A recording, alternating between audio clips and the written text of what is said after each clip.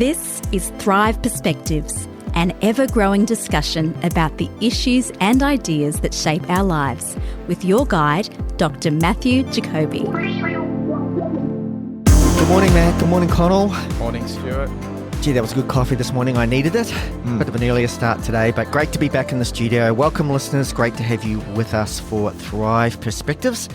And we're going to take an interesting topic in hand today. And we're going to be talking a little bit about the Lord's return, end times, as perhaps many of us know it. Where we want to begin is looking at the current state of affairs in the world. It's hard to avoid the conclusion that the Lord might be returning soon. We're surrounded by events and developments. We've all seen it in the news of late even that could be interpreted as signs of the end. Across the world we see, as I said, famines, earthquakes, disasters, troubles, persecutions, wars, rumours of wars, as Jesus himself said in Mark 13. But I guess we need to ask ourselves the question, has there ever been a period in the history of the world when this was not the case? Certainly the early 21st century has no monopoly on death, disaster, devastation and terror. And we don't need to know a whole lot about history to recognise that. But the Bible does clearly instruct us to be vigilant. However, constantly looking for signs of Jesus' return can lead to speculation and distraction. So, Matt, Connell, as Christians, how should we respond to what we see happening in the world, and what should be our focus, even if, in fact, these are the end times? Yeah, it's worth probably recognising that throughout history, people have had cause to think this is it. Yeah. You know, this is the end. Some periods more than others. I mean, you can imagine, for example, going back to the Second World War and the rise of Hitler, and I mean, like Christians then were sure this definitely is it. Like Hitler is if anyone is going to be the Antichrist, this is the guy, right? Well, you can imagine world wars. Imagine sending your children, your sons and daughters, unbelievable, conscripted to go off into war. I mean, the scale of the world wars was just it would have felt like is this the end of everything? Yeah, but if you even go right back to the beginning Christianity, what do you suppose the Christians were thinking when the legions, captured Jerusalem and destroyed the temple in AD 70? That's right. Soon after Christ. But even then from that time on, I mean, you've just got there's so many periods ongoing, at which it was thought this is it. This is the end. I mean, the reformers believed that the Pope, because there were lots of very corrupt popes. Yes, they were sure the Pope is the Antichrist, and we're in the end times. I mean, well, no, they not the reformers themselves, but there were people around. There were real problems with, I guess, their connection to certain theories about end times and thinking this is it and it's now and so forth. So anyway, the point is that there's always cause. Now, the fact is, I mean, we're always, any given generation is always closer to the end times, nature of time, right? Than the one before, and so we can expect that there will be features of what's going on around us that do sort of bring us closer, and it's it's interesting just to connect with the sense of that, Stu. Yes, to really validate that sense. I mean, I'm interested to note all of this literature now coming out, doomsday literature from, I guess, different scholars and historians who are seeing a global system that is far more tenuous than anyone wants to really realize. Yeah.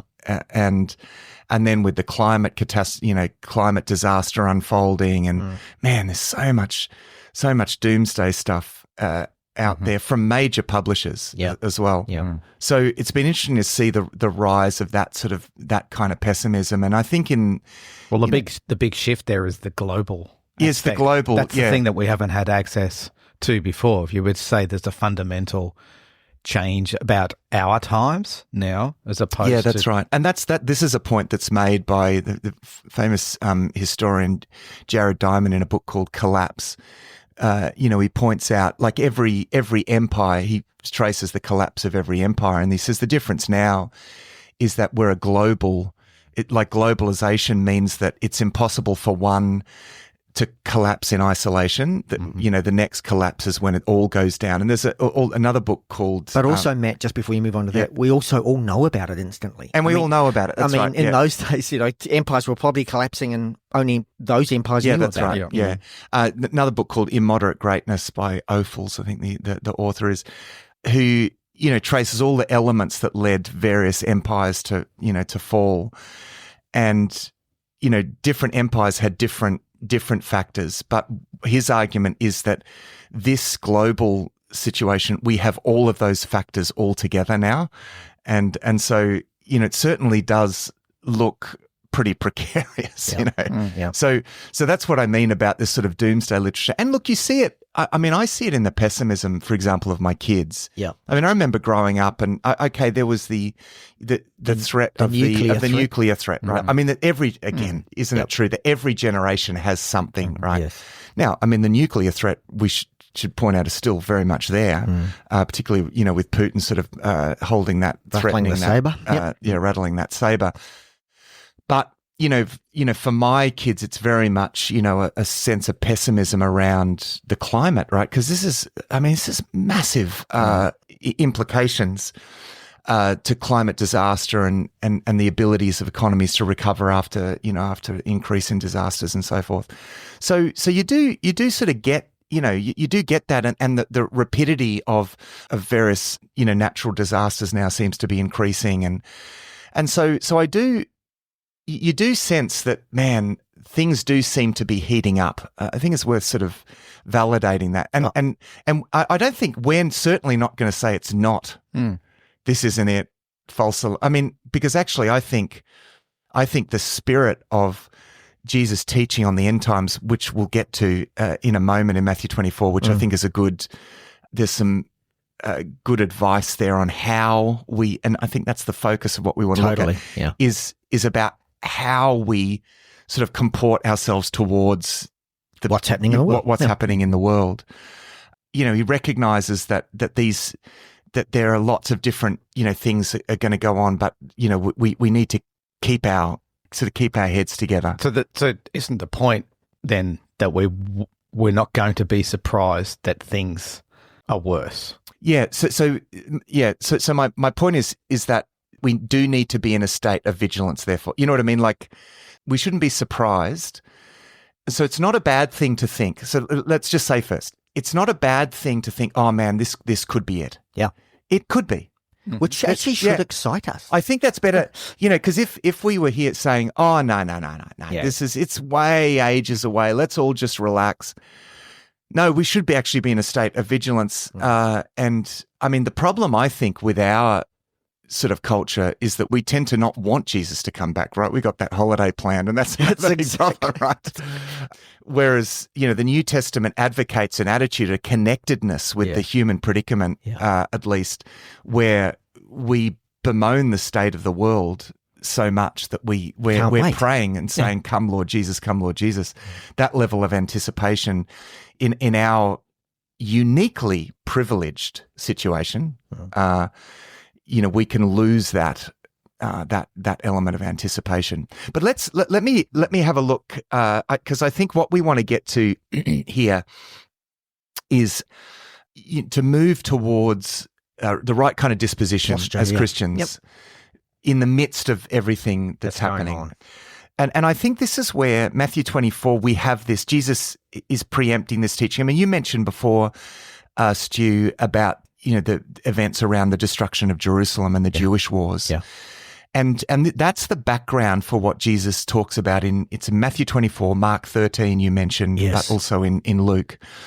The background for that is the Jewish wars at the end of the 60s AD.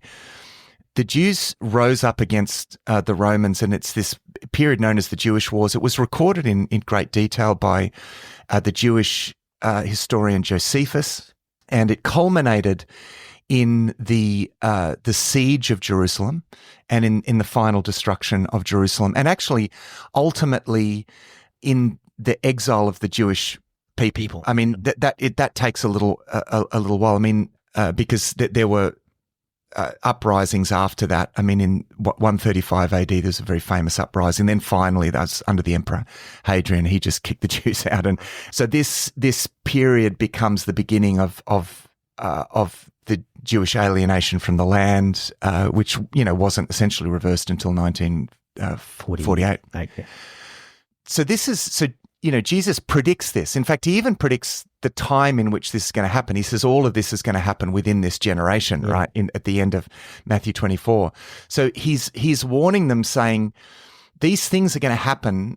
And here's why, right? Because and so this is where Matthew 24, I think, is really handy, because he's concerned that they're going to think that all of these disastrous events herald the end of the age. And what he wants to say to them, no, all of these sorts of things are going to happen, but it's not the end yet, right?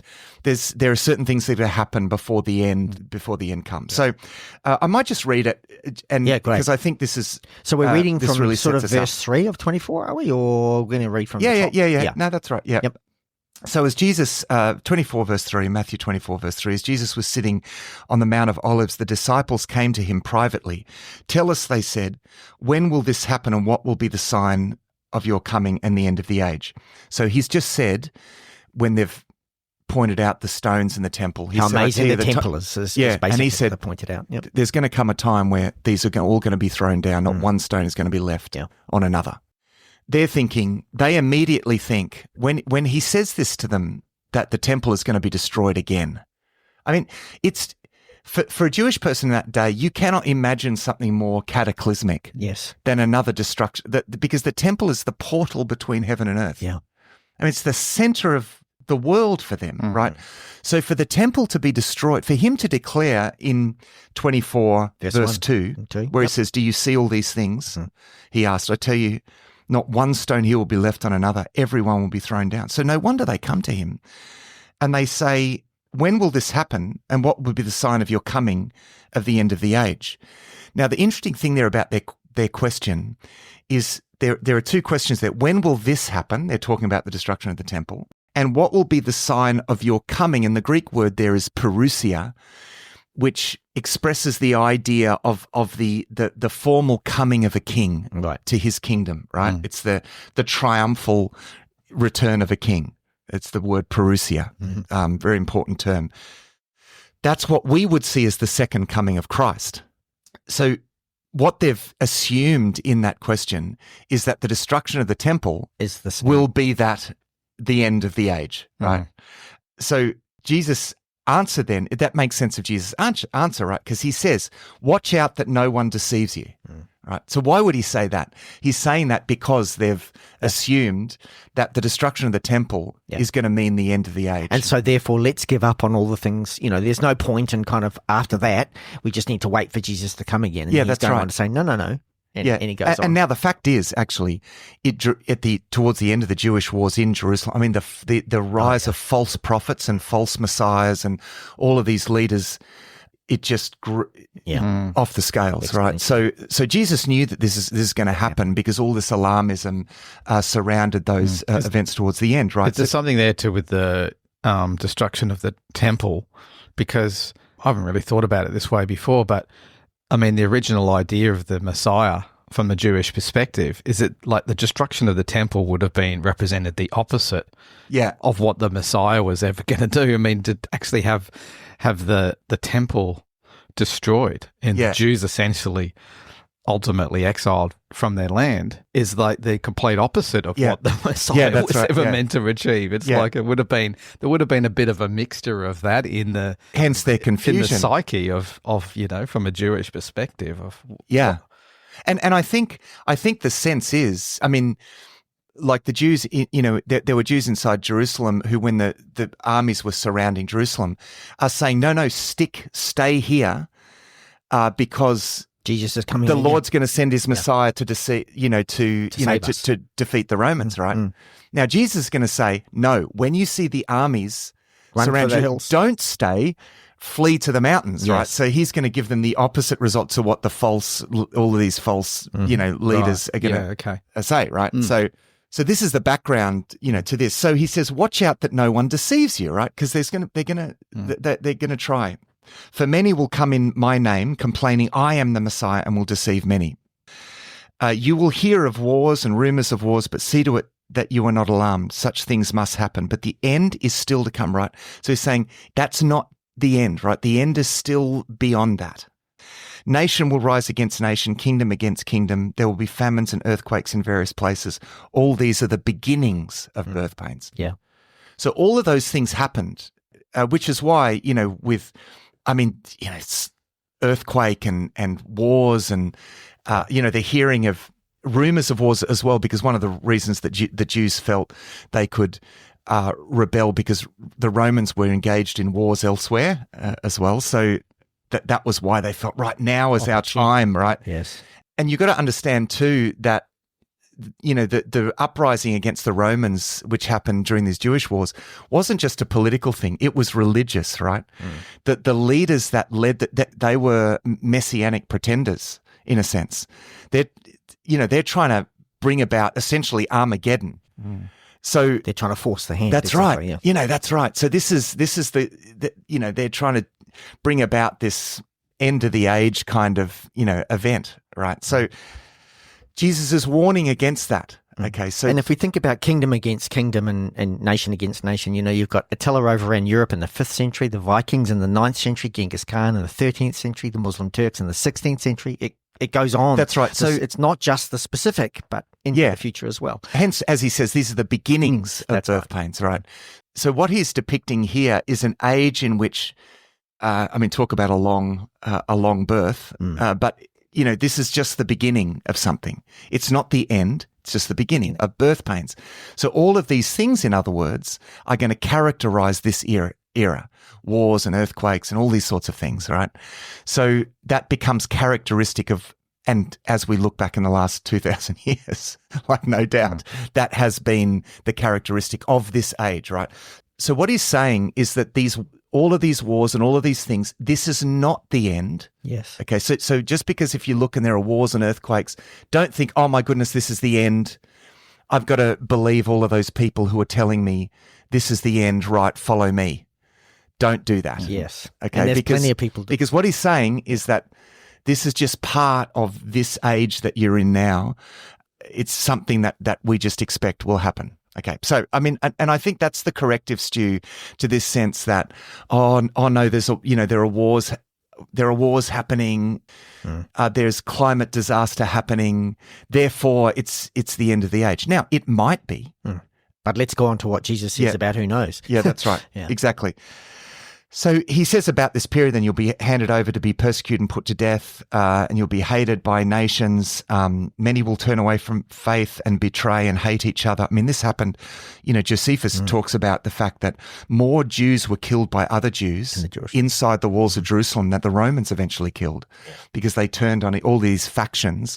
These sort of pseudo-messianic factions all turned upon each other and just slaughtered each other. I mean, he talks about the streets of Jerusalem being filled with dead bodies. So he says, because of increase of wickedness, the love of most will grow cold, but the one who stands firm to the end will be saved. And this gospel of the kingdom will be preached in the whole world as a testimony to all nations, and then the end will come. Yeah. So he's saying, the end is not going to come until the gospel is preached to the whole world. And this becomes the thing that you've got to focus on, right? This is essentially what he's saying here is that you need to focus on diligence. This is where he goes to in Matthew 25, of course. Yes. Actually, end of Matthew 24, he talks about the diligent servant is the one that is getting about the job, not the one, by the way, that's freaking out and looking at all the signs and thinking maybe this is it, and trying to make the call, and making the connections with with biblical prophecy. And it's not the world watcher. That's not what he means by watching.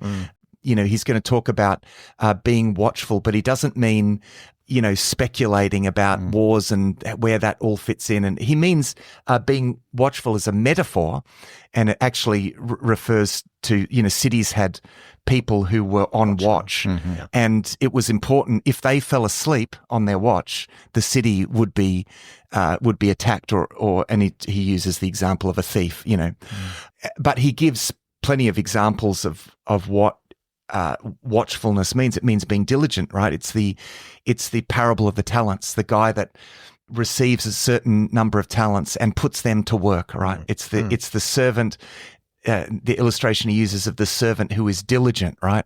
So when the master returns, he finds a diligent servant doing his job, right? Not stopping doing his job to look out the window and think, oh, is he coming yet? Is he coming yet? Yes. Is he coming yet? No, it's the guy that gets on with the job. And so the gospel of the kingdom being preached throughout the world is a sense pointing to what is actually the job. Right? Yes, exactly. You will be my witnesses. Yeah. So if you want that to happen, get on with the job. Exactly. Yeah. So there is a sense there when you look at it, people do become very, very watchful to a point of obsession. And it's like, well, we don't want to be deceived. We want to be aware. We want to uncover the truth of what's actually going on.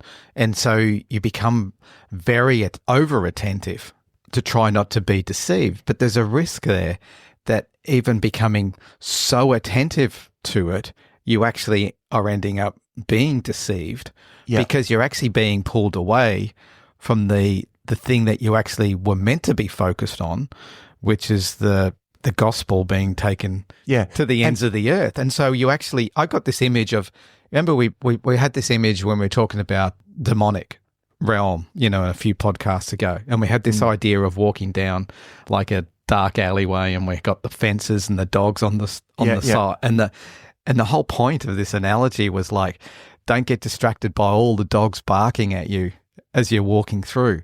Yeah. Keep your eyes. These things are going on around you. Keep walking forward. Just like all these things are going to come at you and distract you and try to pull you away and distract your attention. But the point of it is to keep walking and focus on the forward, job. Focus on the job. I guess you feel yourself getting too excited or too drawn into the prophetic nature of end times because it's looking to the future. You're trying to piece it all together and you're kind of wondering, is it this and is it that and is this person and is this nation?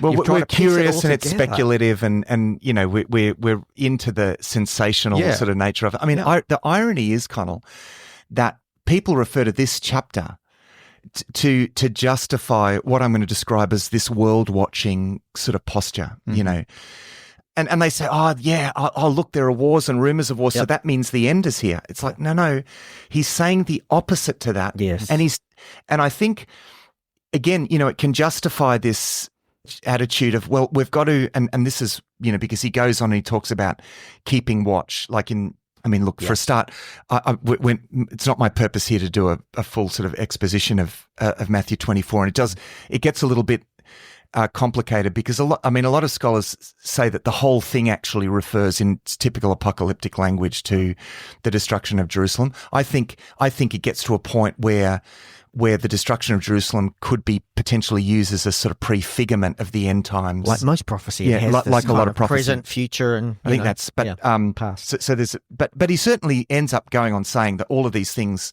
all of these sort of signs of the end. Well, not signs, because they're actually not wars and rumors of war are not signs of the end. In fact, he goes on to say, when Christ returns, you'll know as lightning. There will be no doubt. As lightning in the east is visible in the west, so it will be with the coming of man. Right. So you don't need to speculate. In case I miss it. Yeah, in case you miss it, he says, you don't need to do that because it'll be really obvious when it happens, right? Yeah. So, and he's saying that to cause them to keep their focus on the job, which he goes on to describe as being watchful. Now, again, the irony here is that people translate being watchful into sitting in front of endless YouTube, trying to decipher, so-called experts, explaining how these events that we're seeing in the world today, that this means that Jesus is about to come back, or this is how this fits into prophecy. It's very speculative stuff. People who love to map the end times and who have way more self-assurance than we should actually have about these sorts of things. The irony here is that people see that as being watchful. It's like, but I'm watching. You're watching endless, and sort of YouTube clips about end times that are very speculative. That in the end, a sort of sensationalism, alarmism. It's, it's just something you can get completely caught up in. And it's like, no, that's not what we're meant to be focusing on. And you've got to make focusing on the job. And you've got to make a decision. Are you going to take Jesus' word on everything or not? And Jesus clearly says, no one knows. That's right. So you can't say, oh, well, maybe Jesus was wrong about that. I think this person knows. Talking about the watch thing, Luke 21 was an interesting one for me because I decided to, as you've sort of said, Connell, the Bible kind of talks us to be vigilant and to watch. What does that watch mean? And Matt, you were just speaking about the watchman. In Luke 21, when Jesus is also talking about, what's going to come, the language he uses in the translation I'm using here, which is the ESV, is, but watch yourselves lest your hearts be weighed down with dissipation and drunkenness and cares of this life, and that the day would come upon you suddenly like a trap. For it will come upon all who dwell on the face of the whole earth. So to me, that speaks much more about watching our own state of spiritual awareness, our moral integrity, our perseverance in the faith, our getting on with the job, as you said, that's what we've got to be watching out for. Yeah. To me, that's what exactly Jesus is saying. So it's not about speculating. That's right. As to how this fits in to some sort of map of the future. I mean, the interesting thing here is that the nature of the teaching of end times, I think it's worth saying something about this actually. There are certain things that are just black and white that we know. Okay, and let me just mention those things because there are some things that are clear, very clear. Jesus is going to return, right? And I mean, in fact, even previous to that, the parable of the wheat and the weeds seems to indicate that as we move towards the end, there's going to be a fruition of both God's purpose represented by the wheat and also the sort of forces of the seeds of the evil one, in a sense, coming to fruition. Both come to fruition together. So there's this question, are things going to get better or are they going to get worse? Well, sort of both at the same time. I mean, things will get darker, but also the light will shine more brightly. So there's greater polarization. Polarization. That's right. Going to become more obvious, the distinction. That's right. And you see that actually in Jesus' ministry. Jesus had this effect of polarizing things. So the greater the presence of the light, lest we think that we're going to fail, that the mission of the church is going to fail. On the contrary, I mean, Jesus says the gates of Hades will not prevail against my church. I mean, he's optimistic about what's going to happen through the church. The gospel will spread to the very ends of the earth. But as the light, wherever the light shines brightly, the shadows are all the darker. And so there's almost this dual effect, this polarization effect that happens in bright light.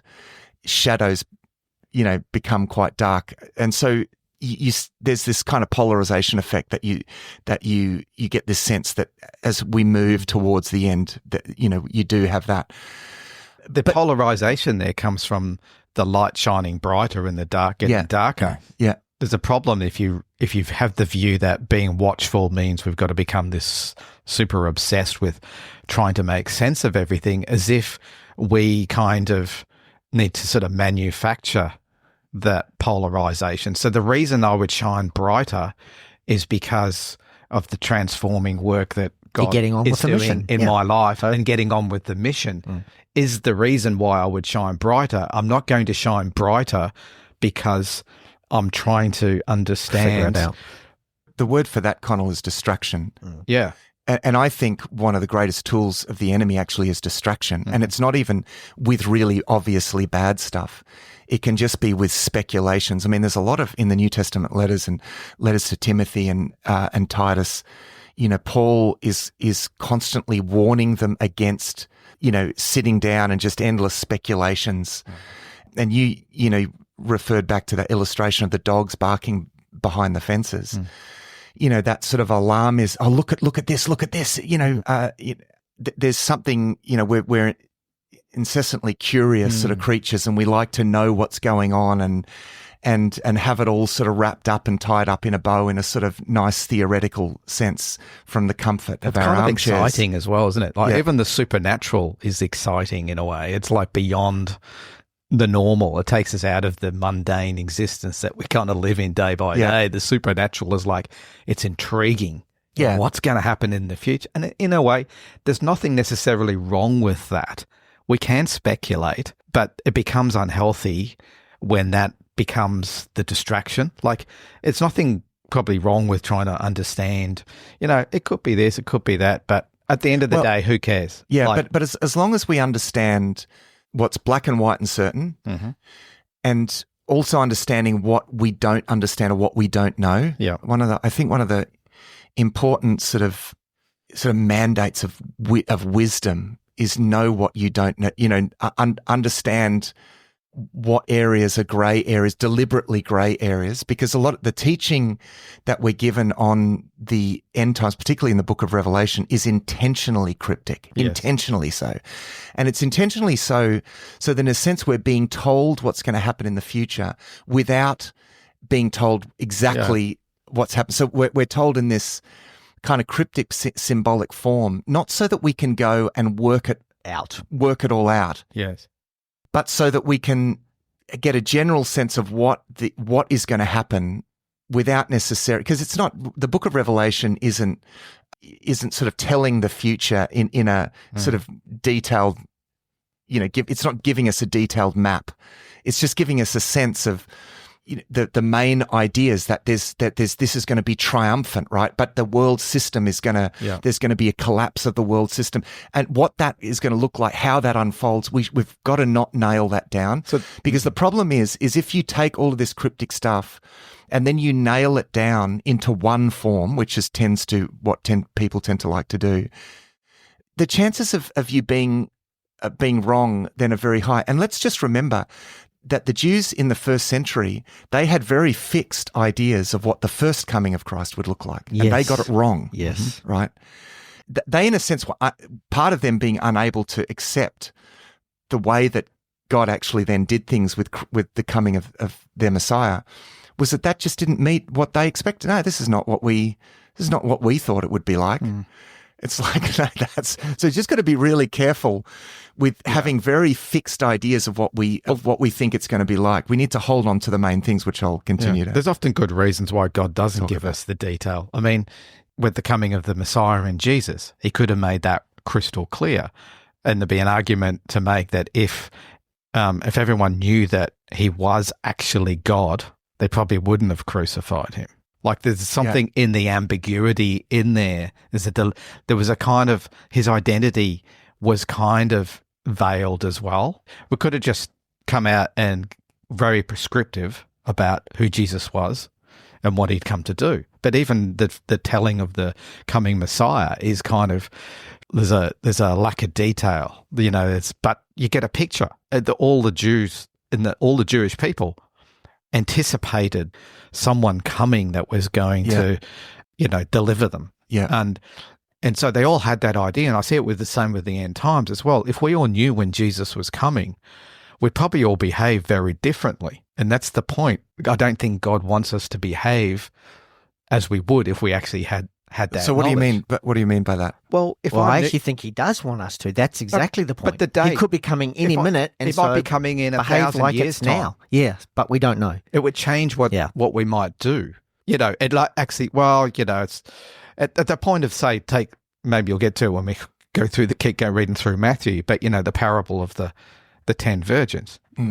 Talks about having your lamp filled with oil, being ready, be prepared, look out for the bridegroom coming, being ready. But there's a sense of you don't know when he's going to come. And that's the point, is always being ready, living as if he's going to come now. Yeah. If the 10 virgins knew what day he was coming, they could have all gone about their business. Yeah, well, it's interesting because in that particular parable, the problem actually was that some of them weren't prepared. They didn't put enough oil. They didn't bring enough oil. Yeah. So again, that's about diligence. It's not. It's not actually about some predicted it correctly and others didn't. It wasn't about getting the right theories and making the right connections. It actually comes again back to diligence, which again, I think distraction is. Is a key issue here. But let me just. But that's what I mean. Don't be distracted. It's like live as if it's going to happen, but don't worry about when it is going to happen. Yeah, and I think the key events of the future, they do make a big difference for how we live now. The fact that Jesus is going to return, and so the key things. Let me just remind us of the key elements of what's going to happen in the future. And, so you've got the return of Christ. Could you give it to us with dates as well? Sure.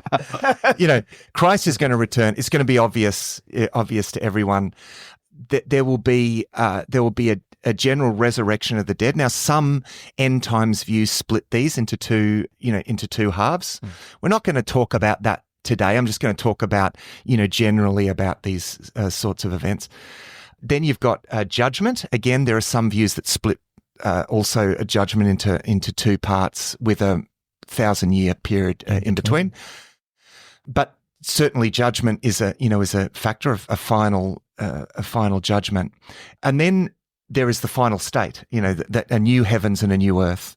Essentially, the picture in Revelation 21 is not that of a, spiritual kind of floating in the clouds heaven, but, a resurrected, people living on a new heavenly earth as it were. Now, again, what actually that means is like, we'll look forward to knowing what it is. But there's some when we get there. Element of restoring what it was that God wanted in the beginning. Like that's right. He's putting things back to how they were. Yeah. And I guess this is the thing, like from Genesis to Revelation, the point is God is giving us the story. Yeah. He's giving us the story of where it started, how it went wrong, the path to how he was going to restore it. Yeah. There's always going to be struggle and it's just going to get worse and worse and worse. And ultimately, God will be victorious, Satan will be defeated, and that will be restored from what God wanted originally. Maybe not in the same form, but God will get what he wants. Yep. So in the end, you've got a restoration to, in a sense, somewhat higher sort of level. So, look, the slightly complicated element is, what about this 1,000-year period that it talks about in Revelation chapter 20? And there's a few different views on how this fits. I mean, there's the view that so the premillennial view has Christ returning before the millennium, and it's known as premillennialism. There's a post-millennial view that's not, these days there are not many adherents to this, but this is the idea. This is in periods where I think the church was the dominant political sort of power, had this idea that the church is going to usher in, it's going to be the rule of Christ through his church for 1,000 years. And then you've got amillennialism, which sees the 1,000-year period as a picture of this period, which is not necessary. It takes 1,000 as a sort of symbolic number. And so that's very much on the rise. There are key, like people like N.T. Wright and others who, sort of made that sort of view a bit more popular in recent times. So now, which one is the right one? I don't know. It's like... But again, we can spend so much time speculating on that. Yeah, and you know what? Like evangelical, like Bible-believing scholars have differed amongst these. And then you've got, even within those, there are different forms of those sorts of views. This is where you can get really lost in this sort of stuff, right? It's equally a problem to think, because some of our listeners may have been taught one of those views and just assumed, this is how it's going to work, right? Jesus is going to return. There's going to be, and because there's also this period called the tribulation, because they're on one account, Jesus returns, then there's a 7-year period of tribulation. Jesus returns, the church is taken up. There's a 7-year period of tribulation where God deals mainly with the Jewish people, this is a form of premillennialism known as dispensational premillennialism. Even within that, there's 3 forms. There's historic, pre-tribulation, dispensational premillennialism, and then there's a mid-tribulationist view and a post-tribulationist view, right? So there's kind of different views within that as well. Anyway, so the point is that there are different views precisely because we're dealing with prophetic predictions here that are very cryptic, that in a sense prevent us from knowing for absolute sure how this is going to turn out. Yeah. So I think it's fine to lean towards a particular view, but you've got to hold that open-handedly. Yeah. And it's interesting to note like even, scholars that, like biblical scholars that hold to these things, they do tend to hold them fairly open-handedly. It's the ones that say, no, this is definitely the way that things are going to happen. That's a red flag. It's like that's a red flag when you get someone like this that is so self-assured about how, let alone the details. I mean, let alone the details. So there are these three main sort of millennial views. Within those, there are lots of different variations of those. I think we have to be able to recognize what it is that we know for sure. Jesus is coming back. There's going to be a day of judgment. We're saved by trusting in Christ. Understand we're assured in terms of salvation. But there's going to be a resurrection. There's going to be a judgment. There's going to be a new heavens and we've got something wonderful to look forward to, right? So in the meantime, let's get about the job, right? And so let me just say to that, I think, we can't change any of that. As Christians, we can't change what's going to happen. But it has no impact on me. Correct. Any of those views. But what we can change is the Great Commandment and the Great Commission. We can change love your neighbor, love your Lord your God with all your heart, with all your mind, with all your soul, love your neighbor as yourself, and get about my mission. That's right. Our part is the mission. That's what we can do. Yeah. Exactly. Thinking about and solve it isn't going to change what actually happens. No, It's going to happen. But I sort of come back to the question too of why are the end times in the Bible, why are they given to us at all? And I kind of see it this way as well. Like, what's part of the broader narrative? God gives us the narrative. We know where we've been and we know where we're going, because in a way, like as another analogy I heard, where you're sitting in a plane, you're flying through severe turbulence, like it's going to get rocky. And so the plane feels like it's going to fall out of the air. All the passengers are freaking out. What's going to happen? Are we going to make it to the destination? Now, if the pilot says nothing, then there's just going to be mayhem in the cabin. Like everyone's just going berserk. We're going to die, basically. But if the captain comes over and makes an announcement and says, look, we're going through some turbulence. It's all good. In a couple of minutes, we'll be back in clear air. Calm is restored back. That's a great illustration, in the cabin, right? To me, that's what the point of all of this is. That's great. It's going to get rocky. Don't worry about it. It doesn't. Well, it is. Look, it is rocky. I mean, what's going to get worse? Yeah, I mean, it's fine for us in a comfortable sort of way, but you got to understand the stuff that people have lived through. Yeah. In the last 2,000 years, let alone before that, but even in the last 2,000 years, I mean, honestly, there's been turbulence, but the captain has told us this is all the birth pains leading up. That this is all of this, and in a sense, he's allowing all of this to happen. Yeah. Actually, to keep our minds on the job. My illustration about thinking of ourselves as like an army unit that's been dropped out of a helicopter on mission and you're going to get picked up on the other hill. The whole point is, keep on to the mission. Don't get waylaid by speculating about, what color is the helicopter or what. I mean, I'm pushing the metaphor, but just do what the captain told us to do. Don't be alarmed. Don't get caught up in speculations, because one of the things with these speculations too is that the entry point for a lot of false teaching actually is end time stuff. Yeah. And this is what Jesus actually said. He says in Matthew 24, as we read on, why he's telling us this stuff. Yep. He says, because if anyone says to you, look, here is the Christ, or there he is, do not believe it. For false Christs and false prophets will arise and perform great signs and wonders so as to lead you astray if possible, even the elect. See, I have told you beforehand.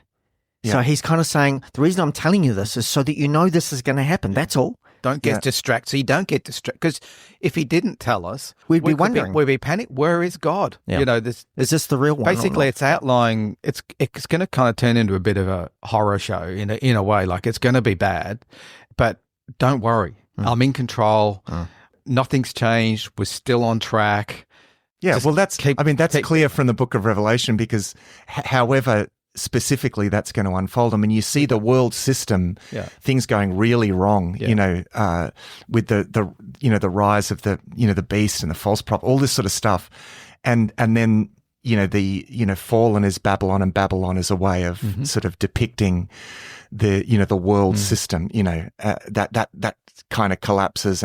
But at the same time, you got all this rejoicing in heaven because the purpose of God is being fulfilled. And in the midst of all of this, right? And isn't that for us, like the detail that is in there, like the rise of the Antichrist, of the beast, and so on, is there not so that we take action against that, but so that we're aware of it. So when we see these things happen, we still know that God's in control. It was part of the plan, folks. Don't worry about it. Keep moving forward. And worrying about it isn't going to change it. But what is going to change is our adherence and commitment to the mission, because that's going to bring more people into a life-saving relationship with Jesus. That's what we've got to focus on. And getting distracted into this that we cannot change instead of focusing on what we can change through the Holy Spirit's empowerment. That's the problem here. Because almost in all of these things, there's nothing I can do about it. Now, the problem is we do try then to translate that into something that we can do about it. So we kind of might look for the Antichrist system in, the 666 might be in this and this and this. And it's like, I've got to chop up my credit cards, for example, or I can't buy this product, or I can't do that. I'm always looking for things so that I feel like, I'm not saying I do this, but general, this is, I know how people like it. And they're kind of looking to say, I don't want to be deceived, so I've got to try to decode all of this so that I don't get deceived. I don't think that's But think about the effect that has, Connell. Yeah.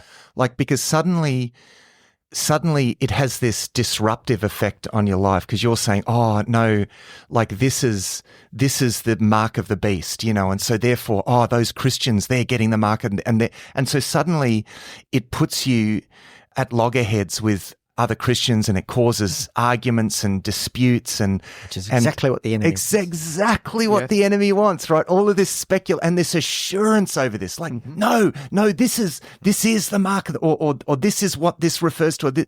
It's the assuredness around this stuff that leads to these debates that divides people.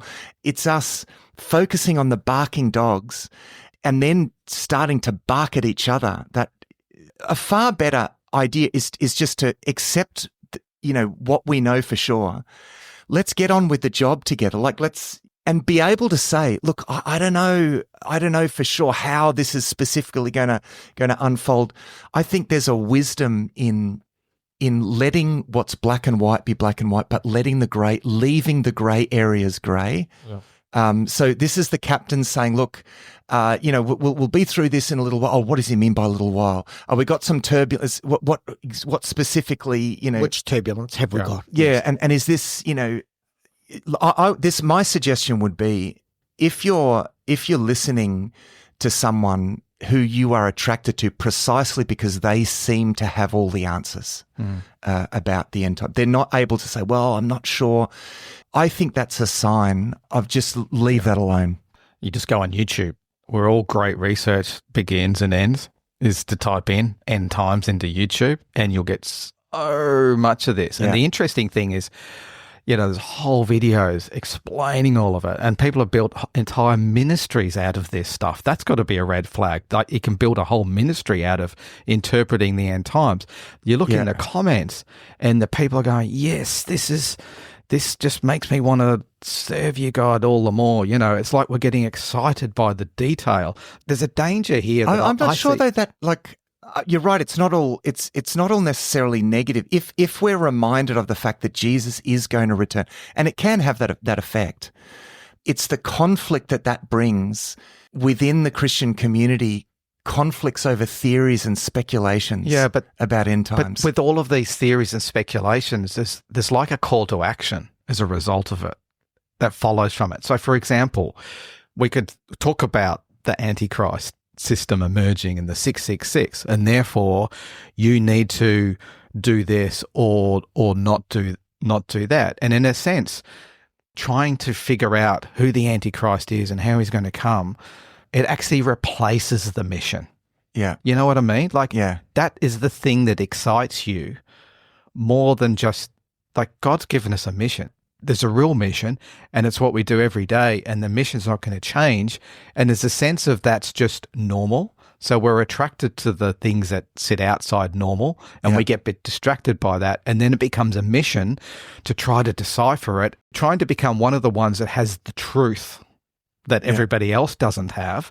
That's a red flag. If you think you've got access to the truth, and you need to educate everybody in all these things that you've learnt and and all these Christians are being deceived, and your version of it is that I'm enacting my faith by not doing all of these things that I think are associated with the Antichrist, and from interpreting all of these signs, I would say at that point, you've actually been deceived. Like you're actually being lured away from the core mission. From the core mission, and being excited and motivated by that. Yeah. Because this other stuff almost seems more exciting. Because then suddenly they say, oh, well, this political leader represents this side and this other political leader represents that side of it. And it's like, I mean, I've read this stuff. It's just horrible. It's in its assuredness.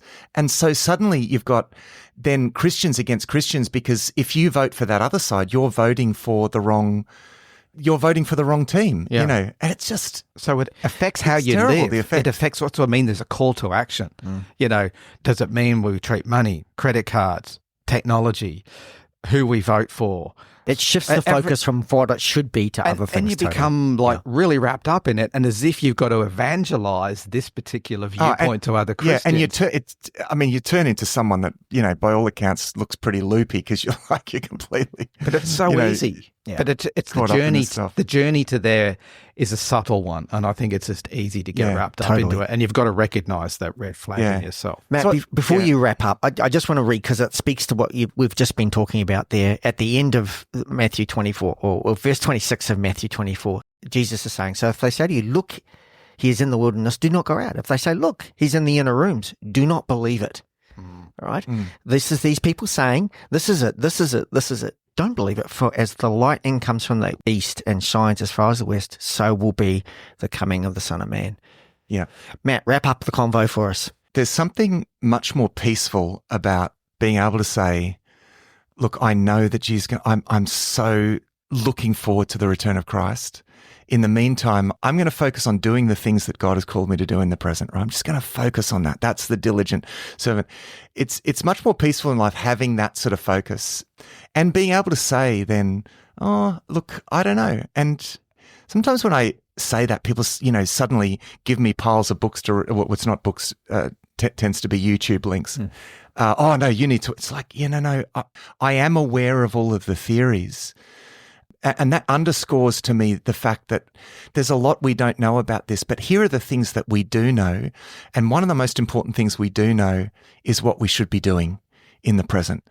And so I think there's something about being able to sort of hold the theories and the speculations loosely. I mean, I'd suggest not even getting caught up in that at all, right? Because I think it lures us in. Well, it won't change anything. And it's not going to change anything, but we have a job to do, and we've got to understand we do have a spiritual enemy who wants to distract us, right?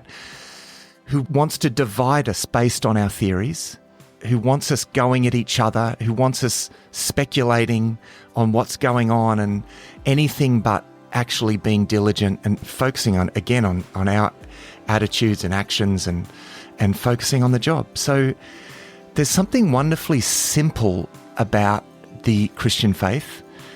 We have a purpose, so let's be faithful to that purpose, and we will be found ready when Christ returns. Thanks for joining us for this episode of Thrive Perspectives. Our hope is that these discussions will challenge you to look at life from a new perspective. You'll find all our resources at the Thrive Today website, thrivetoday.tv. If there's a topic that you'd like us to discuss, please email us. Our email is contact@thrivetoday.tv. Until next time, our prayer is that you will thrive.